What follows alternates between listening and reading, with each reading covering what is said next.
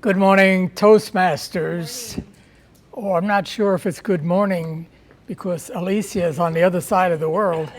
And in the middle of the bush, she's brave to get up and have this meeting. Glad to do it. Now I can tell my wife that my speech went international. Around the world, it's heard. So that should make me nervous, but I don't get nervous anymore.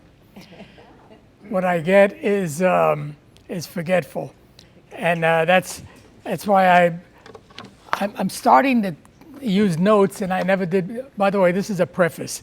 I never used notes before.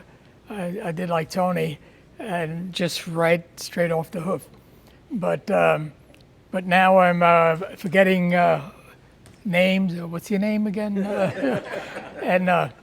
But this is helping. Toastmasters is helping in all of that. One thing I wanted to say is that when I gave the first half of this speech, I knew that it was going to be too long, so I had to abbreviate it and split it into two.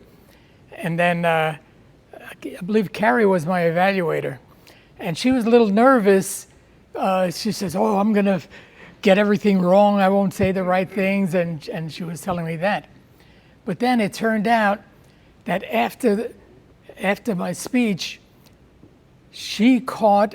I started talking about the chronology of all of my history, my events, my jobs, and then I jumped back to when I was 13, and the 3 years that I spent in Puerto Rico. So then she caught it, and she says, you change your chronology, jump back, and then you confused us with that. She did that. And then she also said, you left out your family, your kids. You talked a lot about jobs, but you didn't say the thing that's most important. And it is the most important in my life. So if she's going to evaluate anybody here, get ready because she's sharp. So, okay, then I left off when I was getting ready to leave New York and come to California, going west, continuing my career. Here I was a young man. And the main reason that I was going to leave New York and come to California is that Anna and I were recently married, and we both wanted 4 kids. And I said, we're not going to raise kids in New York City, in the areas that we lived. So then I decided to move out west, and we came out.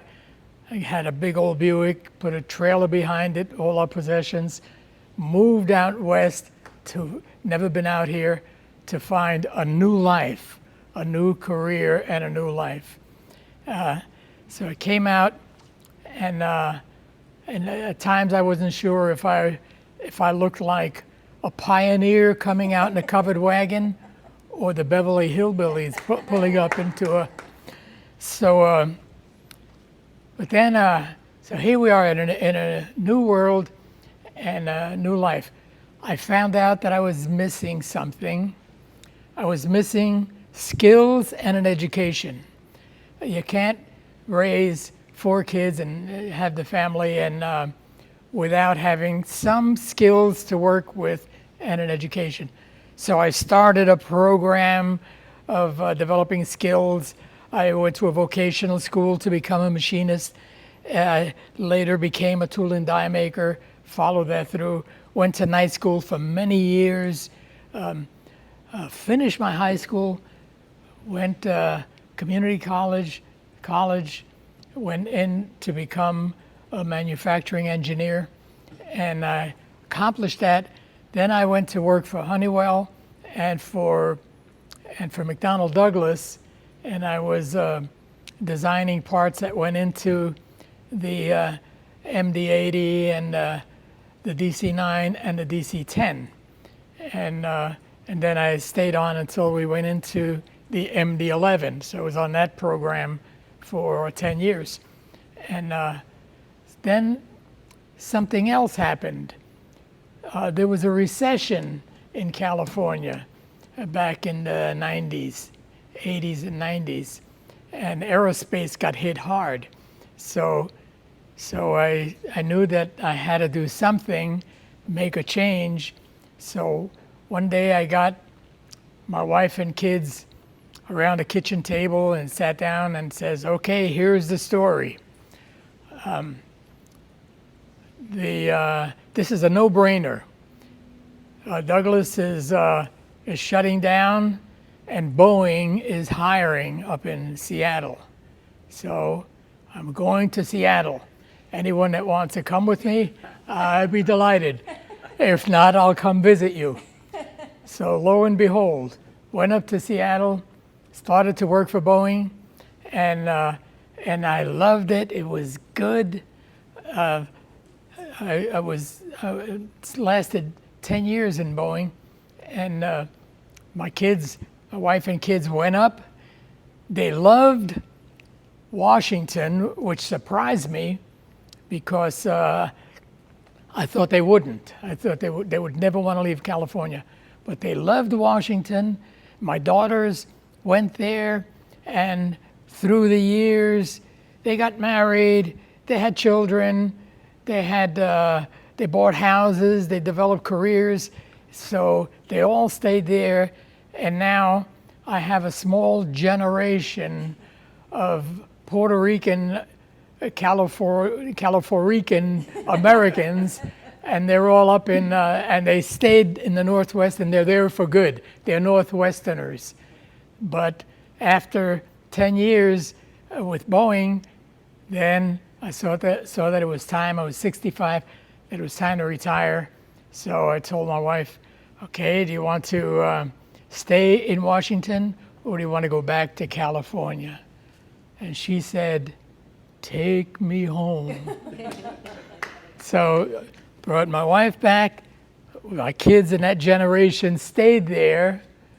But then shortly after that, my wife died of cancer.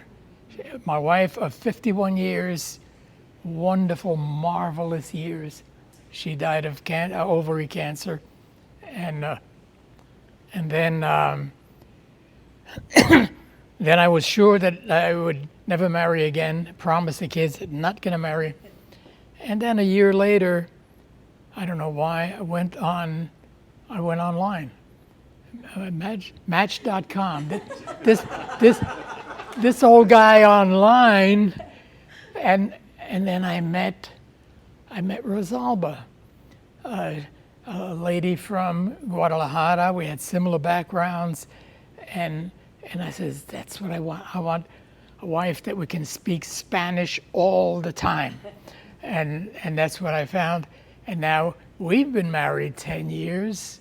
See how the secret decades go by, and it brings me back to Toastmasters, which I haven't been in for about 20 or 30 years. And I'm delighted to be here to continue the last part of my career. All right. Love it. Thank you, Douglas.